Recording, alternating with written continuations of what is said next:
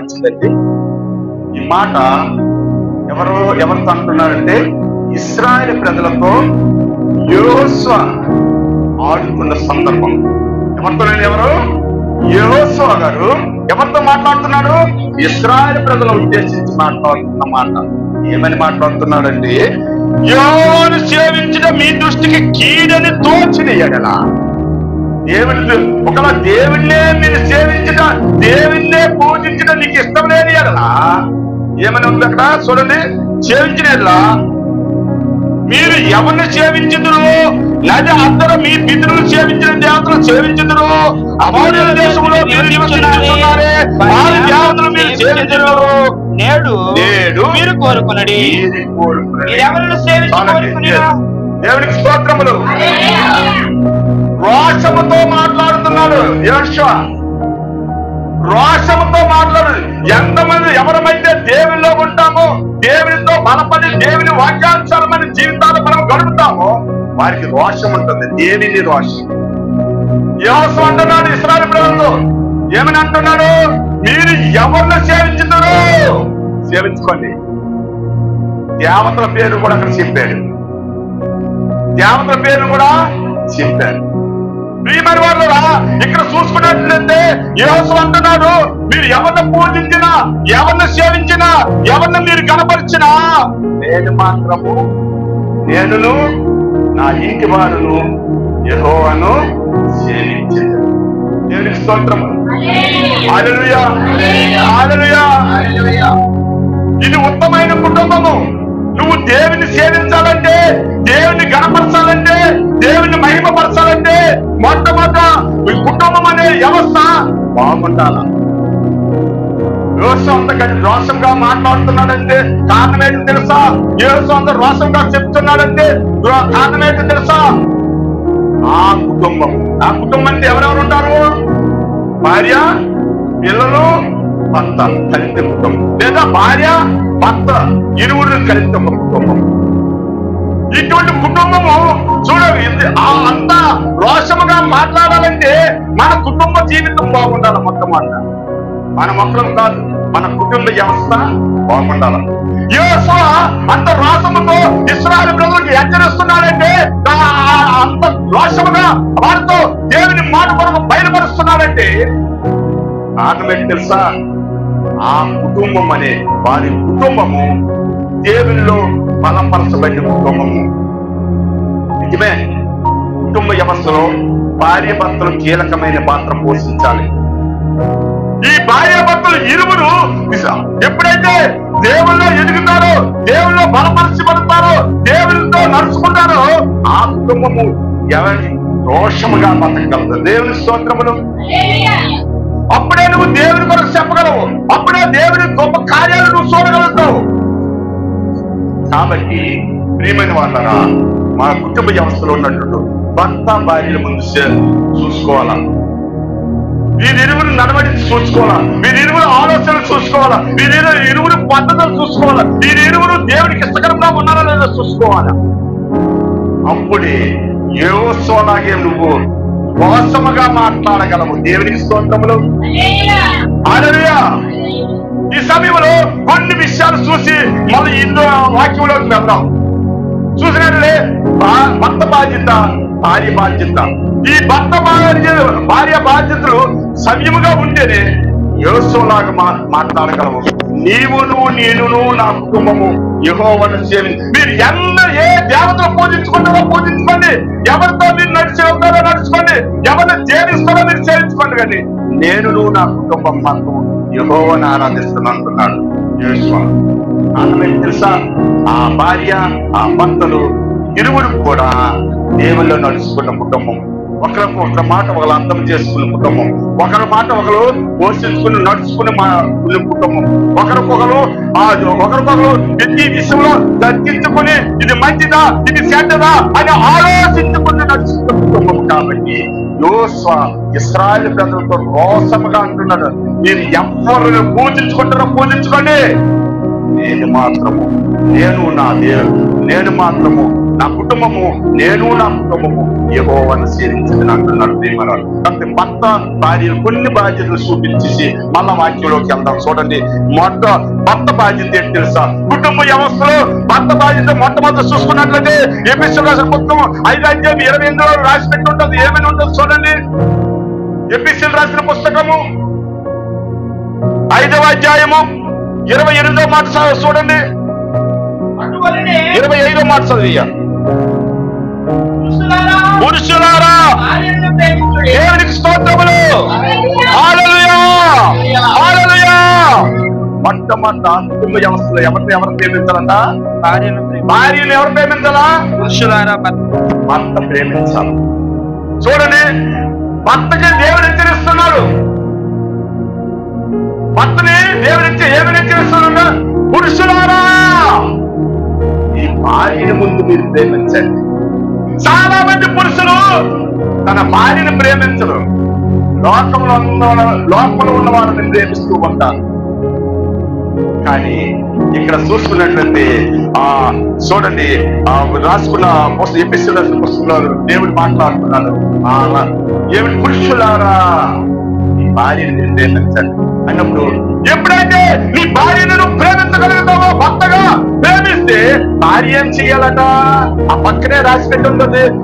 5వ అధ్యాయం చూసుకున్నట్లయితే 33 మాట చదువయ్యా. 22 మాట చదువు. స్త్రీలారా ప్రభువునకు వలె మీ సొంత పురుషులకు లోబడి ఉండుడి. స్తోత్రములు. హల్లెలూయా. భర్తకేం చెప్పాడు? ప్రేమించాలన్నాడు. ఎవరిని ప్రేమించాలా? లోకములో మనతో బండితో వెళ్ళినప్పుడు, గత నడిచి వెళ్ళినప్పుడు, దోమార్గాన్ని వెళ్ళినప్పుడు అనేక మంది కనిపిస్తారు. వారందరూ ప్రేమించి అక్కర్లేదు. ఎవరిని ప్రేమించమంటున్న దేవుడు? భార్య ఎవరి భార్య కోసం దేవుడు ఏం మాట్లాడుతున్నాడు? లోబడి ఉండాలా. కొంతమంది భార్యలు ఉంటారు, భర్త భార్యను ప్రేమించి, భర్తను ప్రేమించిన బట్టి ఈ చేతగాంతనమేమో, ఈయనకి ఏమి తెలియదేమో, ఈయన ఆలోచనలు వెళ్తేనేమో, ఈయన ఏమి నన్ను చేయలేదని లోబడటము వాళ్ళకి అలవాటు చేసుకోరు. దేవునికి స్తోత్రములు. హల్లెలూయా. దేవుడు నిన్ను ప్రేమిస్తున్నాడంటే నీ భర్త నీకు నీ అవసరంలో, నీ అక్కలో, నీ సమస్యలో, నీ సాధన అన్ని అడిగి తెలుసుకుంటున్నాడంటే కారణం చేస్తా నిన్ను నీ భర్త ప్రేమిస్తున్నాడు. ఎప్పుడైతే నీ భర్త నిన్ను ప్రేమించగలుగుతున్నాడో నువ్వేముండాలా? నీ భర్తకి నువ్వు లోబడి ఉండాలా. ఎవరికి లోబడి ఉండాలండి? భర్తకి లోబడి ఉండాలా. మన తల్లిదండ్రులకు లోబడి ఉండడం కాదు, మన అన్నదమ్ములకు లోబడి ఉండడం కాదు, మన లోకానికి లోబడి ఉండడం కాదు. ఎవరికి లోబడి ఉండాలి? భార్యలు భర్తకు లోబడి ఉండాలా. చూడండి, ఇంకో మాట కూడా చూసుకున్న శాంతి గ్రంథములో ఉన్నట్లు చూసుకున్నట్లయితే 5వ అధ్యాయం 18 చూడండి. భర్తలతో దేవుడు మాట్లాడుతున్న భర్తలతో ఉందా? నీ యవ్వన కాలపు భార్య సంతోషింపము. దేవునికి స్తోత్రములు. నీ భార్యని తీసుకుని నువ్వు ఎక్కడికి వెళ్ళాలా? షాపింగ్కి వెళ్ళాలి. నీ భార్యని తీసుకుని నువ్వు ఎక్కడికి వెళ్ళాలా? ఏదైనా కావలసిన మరీ దగ్గర ఫంక్షన్ కంటే నువ్వు వెళ్ళాలి. నా భార్య పోగలిసి నాకు కూడా ఎందుకు తీసుకెళ్ళాలని అనుకోకూడదు. దేవునికి స్తోత్రములు. నీ భార్య ఉందే సంతోషించాలా. భార్యకు కూడా ఒక మాట అన్నారు చూడండి. భార్యకు కూడా ఏమైనా ఉందో చేసేదమ్మా. ఎపిసోడ్ పుస్తకం 5:33 అంటాను. ఒక భార్యనుందో సంతోషిస్తే భార్యలు ఎలా ఉండాలని చూడండి రాసి పెట్టాం. ఎపిసోడ్ పుస్తకం 5వ అధ్యాయము 33వ మాట చదువమ్మా. త్వరగా తీయండి. మెట్టుకు మీలో ప్రతి పురుషుడును తనువలే తన భార్యను ప్రేమించవలెను. భార్య అయితే తన భర్త యందు భయము కలిగి ఉండినట్లు చూచుకొనవలెను. దేవునికి స్తోత్రములు. హల్లెలూయా, హల్లెలూయా. భార్యలు ఎలా ఉండాలట? భార్యలు ఎలా ఉండాలి? ఏముందమ్మా? భయం కలిగి ఉండినట్లు. భయం మంది గౌరవం. కొంతమంది ఉంటుకుంట అలా అన్నారు కదా, వాక్య మనిషికి భర్త ఒడిపోవద్దు, జ్వరం వచ్చిన వాళ్ళకు వైపోవద్దు, మలేరియా వచ్చినట్టు ఒడిపోవాల్సిన అవసరం లేదు. నువ్వేం చేయాలంటే గౌరవించాలా. ఎప్పుడైతే ప్రియమైన వాళ్ళరా ఆ భర్త అందే ఆనందించిన నీ భార్య అందే భర్త ఆనందించిన భర్త నీకు దొరికాడంటే నువ్వేమివ్వాలంటే ఆయన వచ్చే గౌరవించాలా. మనమైతే ఏం చేస్తాం? మనమైతే వచ్చాడా అల్లా బాబా పొయ్యి మీద నీళ్ళు ఒక నేను పెట్టాను స్నానం చేసి కొద్ది ముఖ్యం ఉంది చివరిలో ఉంది సీరియల్ కదమ్మా. ఎక్కడ ఉన్నది సీరియల్? ఎక్కడ ఉంది? చివరిలో ఉంది. అయిపోతుంది బాబా నువ్వు స్నానం చేసుకొచ్చేసే నేను ఇప్పుడు నేను చెప్తాను. కానీ దేవుడు ఏం మాట్లాడుతున్నాడు? దేవుడు ఏమంటున్నాడు? నేను మొదటి కాల సమయంలో డ్యూటీకి వెళ్ళి బస్సులో చూస్తున్నప్పుడు ఆ భార్యను ఆ సాలు పోస్ట్ ఆఫీస్ దగ్గర ఎక్కించాడు ఒక ఆయన. ఎక్కించి చాలా ప్రేమగా చాలా గౌరవముగా ఈ జాగ్రత్తగా వెళ్ళు, జనాలు ఉంటారు, జనాల్లో నువ్వు ఏదో మూలండు సీటు ఉండి కూర్చో, లేకపోతే ఆ ఇరుక్కుని ఉంటారు కాబట్టి ఏదో మూలం నిల్చొని చాలా చక్కగా చెప్పుకుని పంపాడు. నేను వింటున్నాను. సరేనండి మీరు చెప్పినట్టు చేస్తానండి, అలాగే వెళ్తానండి అని అనుకుని ఎక్కింది పెట్టి. ఎక్కడి నుంచి ఏం చేసింది తెలుసా? సాలూరు బిడ్డ దాటినంటే మొదలెట్టింది ఫోను. వచ్చేస్తాను ఎక్కడికి వస్తాను? వెళ్తున్నాను. ఎక్కడికి వెళ్తున్నా? ఏ పని మీద వెళ్తున్నా? నీ భర్త నిన్ను ప్రేమించాడు, నీ భర్త నిన్ను ఎంతో చక్కగా ప్రేమించి పంపాడు. నువ్వేం చేస్తున్నావు? నీ భర్త గౌరవిస్తున్నావా? నీ భర్త గౌరవం తీసేసిన దానిలో కొన్నావు. ప్రియమైన వాళ్ళారా జాగ్రత్త. యోసువ కుటుంబం మాత్రం నేను నా ఇంటి వారిని యెహోవాను సేవించదను. మీరు ఎవరిని సేవించినా పర్వాలేదు, సేవించుకోండి హెచ్చరించినటువంటి కుటుంబం అది. వాళ్ళకు అంత మంచి ప్రవర్తన, దేవుడి మాట పోషించి నడుచుకున్నటువంటి దేవుడి ఆశీర్వాదాలు మాట్లాడగలుగుతాం. కొన్నిసార్లు భర్త మాట్లాడలేకపోతున్నాడంటే భార్య ప్రవర్తన బట్టి, భార్య మాట్లాడలేకపోతుందంటే భర్త ప్రవర్తన బట్టి, వీళ్ళిరువురు ప్రవర్తన ఒకరు బాగులేకపోతే ఆ దోషముగా మాట్లాడలేదు ఆడగలరా? భర్త ప్రవర్తన బాగులేదనుకో, భర్త బాగుకుని తిరిగాడు అనుకో, భర్త అక్కడెక్కడ తిరుగుతున్నాడు అనుకో, ఆ భార్య ఎవరితోనే గట్టిగా మాట్లాడి నా కుటుంబానికి ఏదనుకుని చెప్పగలరా? ఒకవేళ భార్య విచ్చలవిడిగా తిరుగుతూ విచ్చలవిడిగా పనులు చేస్తూ విచ్చలవిడిగా ఆ ప్రవర్తన ఆమె చూసుకున్నా నడిచిందనుకో, భార్య విచ్చలవిడి స్వేచ్ఛగా లోకంలో బ్రతకల్లా? ఇరువురు ఒకరినొకరు అర్థం చేసుకుని నడుచుకోవాలి. ఇరువురు ఒకరినొకరిని మాట్లాడుకోవాలి. అందుకే పడక గది ఎత్తి దేని తెలుసా? భార్య భర్తలు ఇరువురు మాట్లాడుకునే గది.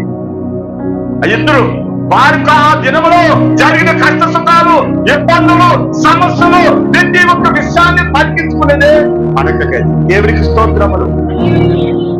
ఎప్పుడైనా నీ పిల్లల కొరకు కానీ నీ భార్యతో కానీ నీ భార్య భార్య భర్త వస్తుంది ఈ కుటుంబం కోసం కానీ ఇదంతా ఎప్పుడైనా తగ్గించుకుంది పడుకున్నట్లయితే దేవుడిని ఆనందించి పడుకున్నట్లయితే దేవుడి ఆశీర్వాదాలు పొందుకుంటాం. ప్రియమైన మరొక మాట చూడండి, చూసినట్టు 1 పేతురు రాసిన పుస్తకము 3వ అధ్యాయం 7వ మాట చూడండి.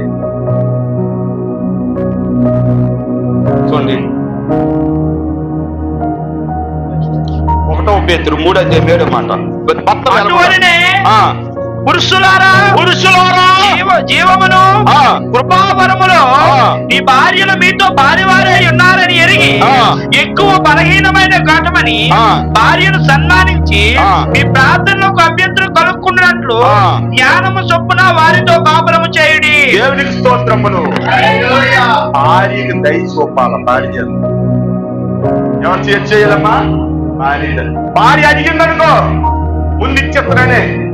నీకు డబ్బు లేకపోవచ్చు, నీ జోబులో డబ్బు లేకపోవచ్చు, నీ పర్స ఖాళీగా ఉండొచ్చు. ఒకరు అడిగింది సాధ్యము కాని పనేది, నీకు కడుపులో బంగారం కొనమన్నదనుకో కొనేస్తానని చెప్పు. ఆ క్షణంలో నీ భార్యను సంతోషపరచబడి బాధ్యత ఎవరికుంది? భర్తగా నీకుంది.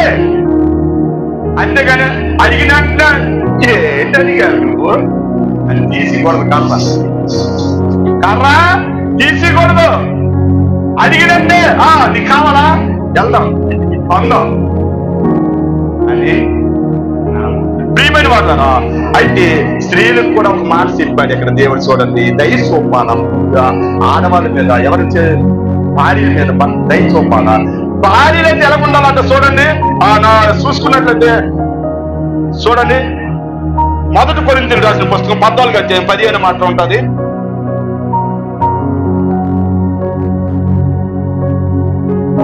త్వరగా మరొక 2 మాటలు చేసి ముగిస్తాను. నేను భాషతో ప్రార్థన చేస్తాను.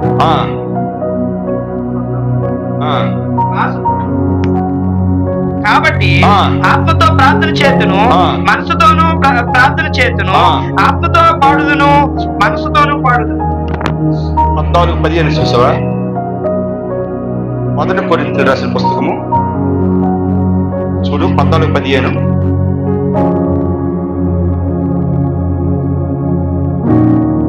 తీయండి.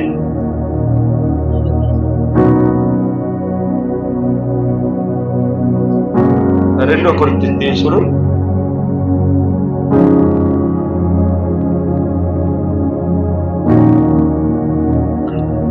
14:15. సొంత భర్తనే అడగాలి అని రాయబెట్టి ఉంటుంది సూర్య కొరింథీయులకు రాసిన పుస్తకంలో. ఎవరిని అడగాలట? ఎవరిని అడగాలి? సొంత భర్తనే అడగాలట. ఇక్కడ చూసుకున్నట్లయితే ప్రియమైన వాళ్ళరా, దయచూపేది ఏంటంటే మనకి ఏదైనా అడగాలి, ఎవరిని అడగాలండి? సొంత భర్తలే అడగాల.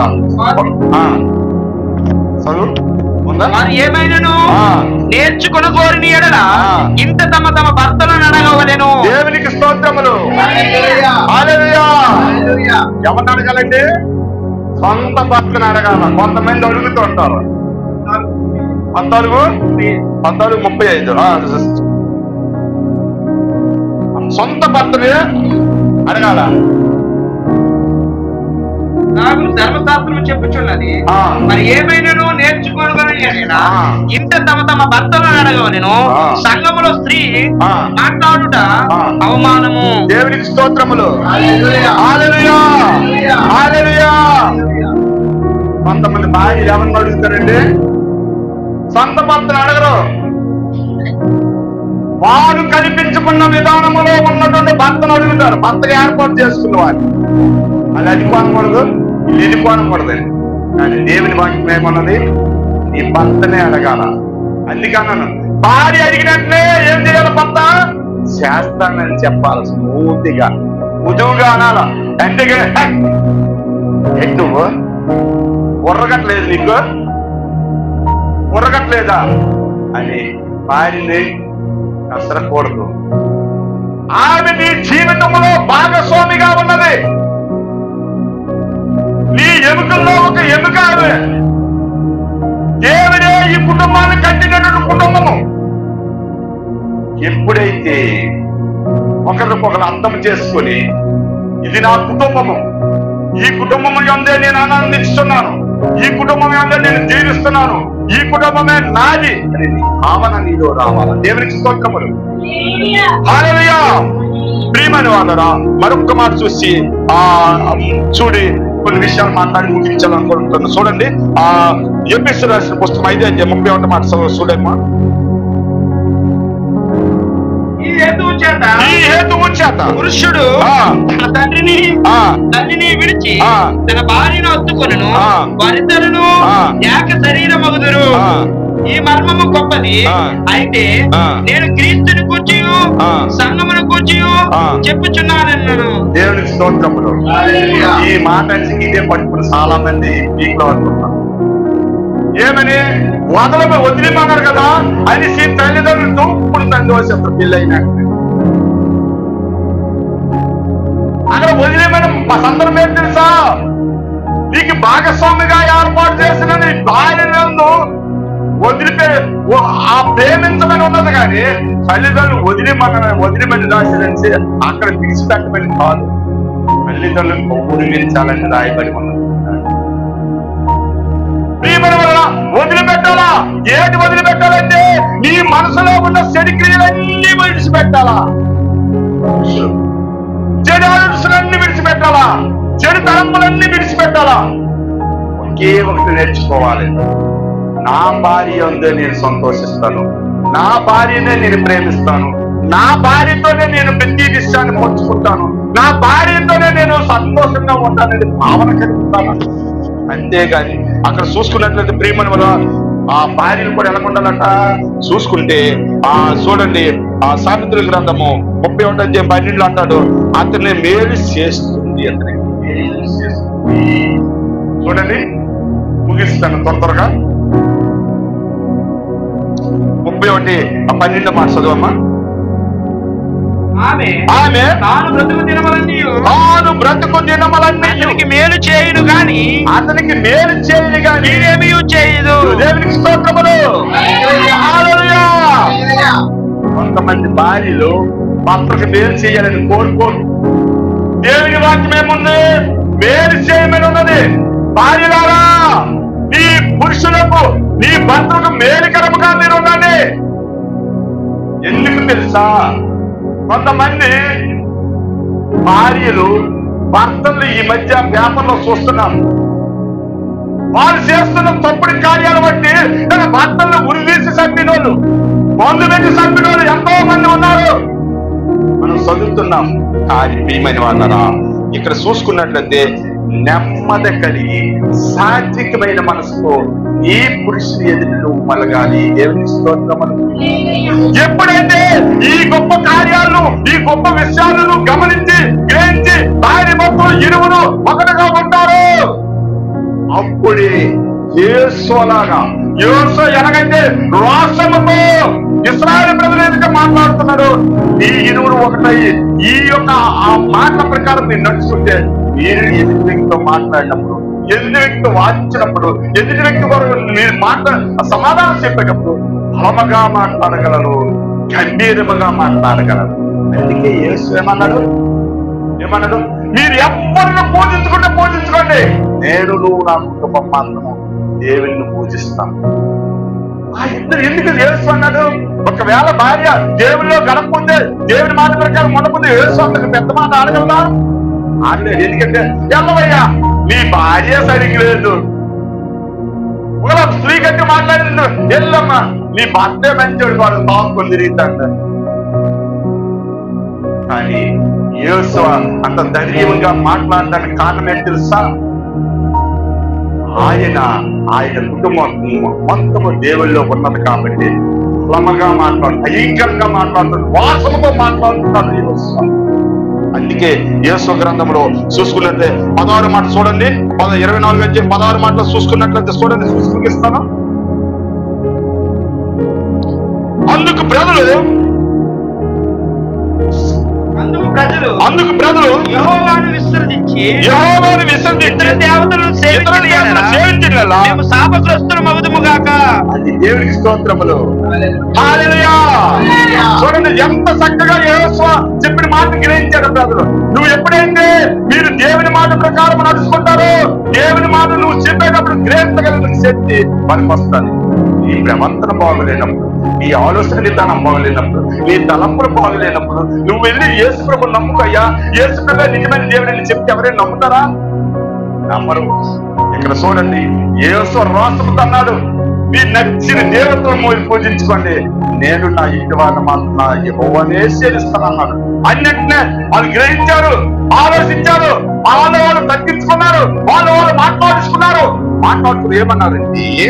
అందుకు ప్రజలు యెహోవాను విసర్జించి ఇతర దేవతలు సేవించిన ఎడల మేము శాపగ్రస్తులమగుదుమని ఆకాంక్ష అనుకుంటూ 17 మాట చూడండి. ఐగుప్తు దేశమును దాసుల గృహములో నుండి మనలను రప్పించి మన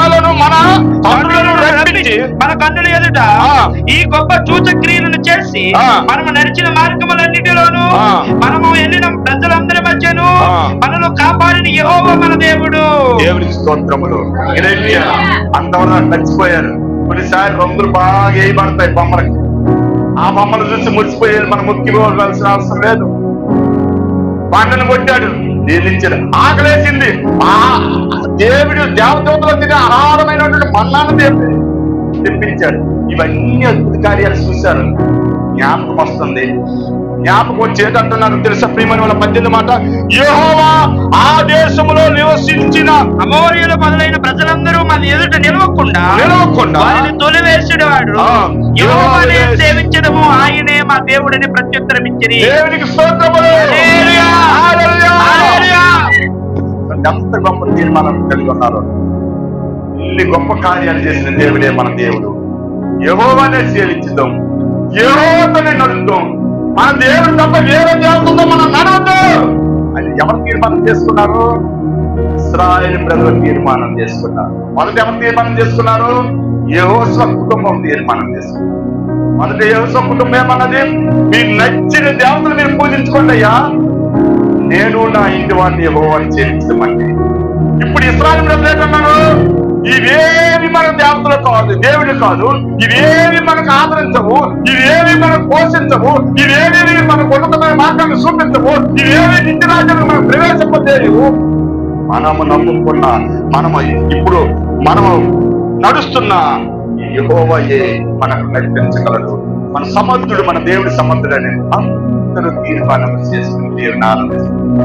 నీవు కూడా ఈ ఉదయకాల ఈ సమయంలో అయ్యా నిజమే, ఇంతవరకు విగ్రహాలు నా జీవితంలో, నా హృదయంలో ఎన్నో విగ్రహాలు ఉన్నాయేమో, వాటన్నిటిని బట్టి నీకు ఇవ్వవలసిన స్థానం నీకు తగ్గిస్తున్నాను.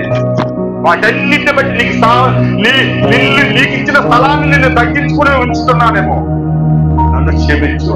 నిన్నే యెహోషువ కుటుంబం ఎలాగైతే ఆరాధించగలిగిందో, నేను నా కుటుంబం కూడా వ్యక్తిగతంగా మిమ్మల్ని ఆరాధిస్తాను, గొప్ప ఆశీర్వాదాలు పొందుకుంటానని తీర్మానం కలిగి తీరుద్దాం. అట్టి గొప్ప పరిశుద్ధ మన దేవుడు మనందరికీ దయచేయును గాక. చిన్న ప్రార్థన.